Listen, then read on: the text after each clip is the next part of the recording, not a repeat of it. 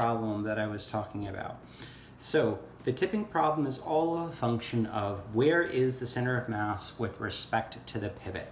So if I had an object like this, a rigid object that is a rectangle, right? Not even a square, we'll just say it's a rectangle, and let's say that the rectangle had a height of h and a width of w. Assuming that this thing is uniform, the center of mass should be at h over 2 and at w over 2, right? That's assuming it's uniform, right?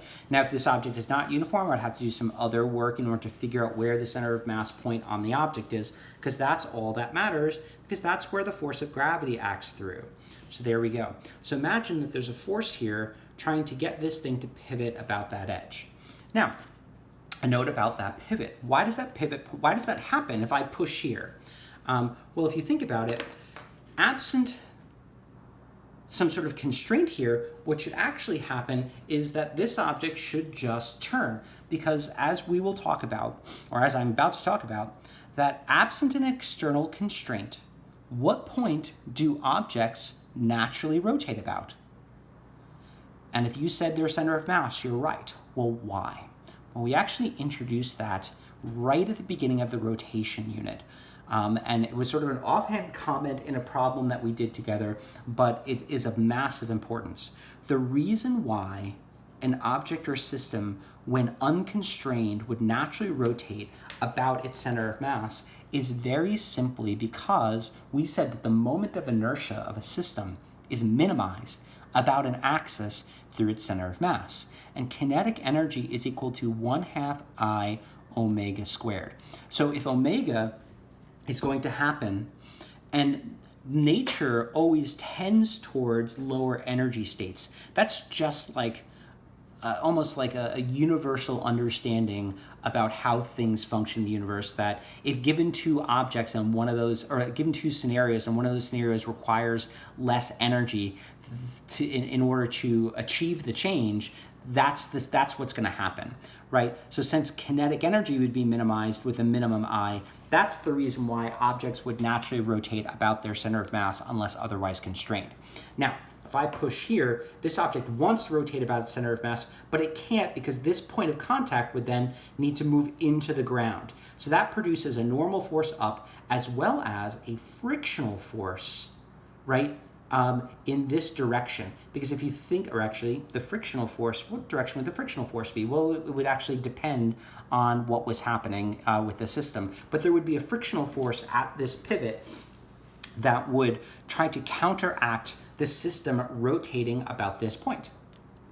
So let's now draw that system as it tries to rotate. We said that the tipping point, and that's all we're going to be concerned with, not the getting to the tipping point, but the tipping point itself would occur when the center of mass of the system is directly above the pivot, right? That's not directly above, let's just fudge it there, right? Because at that point, the force of gravity no longer causes a net torque, and therefore this system would be in equilibrium. Now, obviously there's got to be a force that would push the object from this state to this state. This problem is not really going to talk about that force. We'll see that problem a little bit later in the week. So what is this? Now this just becomes a geometry problem, because the angle at which this thing tips then is just a function of the geometry of the object based on having the center of mass point be above, right? So if we look at what that point is, if this object were flat, I'm just going to draw it a little shadowy there. If it was flat, that's what it would look like. The center of mass moved in a circular path up to there, right, from another point. What is that point? Well, I know that here is h over 2, here is w over 2, and if you look here, this angle here is complementary to that angle. So if I draw in this triangle, that's a right triangle, there's my angle theta there, because this is 90 minus theta, there's theta. And so what is theta? It looks like theta is equal to the arctangent in this case of opposite over adjacent, so width over 2 over height over 2, get rid of the 2's, and so the tipping point then is the arctangent of the width over the height. So that little equation actually gets for us some very interesting things. The smaller theta is, the easier it is to tip that object. Think about that for a second, right? Because if theta is small, then you don't have to go very far until this thing is ready to tip over. And so we get small theta when, let's see if we get this right here. Small theta occurs when the height is, hold on a second, something is a little screwy there. Small theta occurs when height is high and width is smaller. Actually, that's right, because we said small theta means easy to tip, right? Hard to tip then would be a large W or a small h. Think about that.